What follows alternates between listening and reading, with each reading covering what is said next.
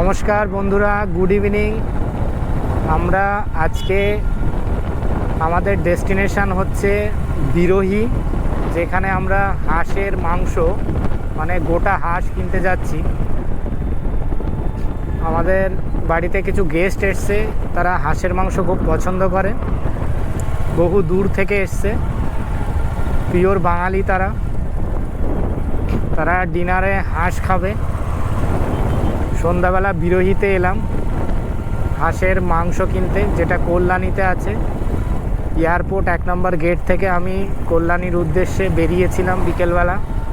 এখন বিরোহী হাটে চলে এসেছি অলমোস্ট। চলুন আমাদের সাথে থাকুন, দেখুন আমরা হাঁস কিনবো এবং হাঁসের প্রাইসটা কেমন এবং হাঁসের মাংস খেতে কেমন, খেলে কী কী উপকারিতা এবং অপকারিতা সব কিছু আপনাদের সাথে শেয়ার করব। এটা হচ্ছে বিরোহী ওভারব্রিজ টানেল, যেটা কৃষ্ণনগর হাইওয়ের ওপরেই।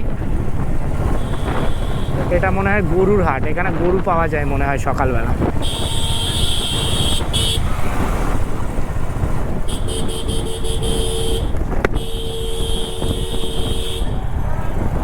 এটা বিরোহী হাটের দিকে যাচ্ছে টানেলটা।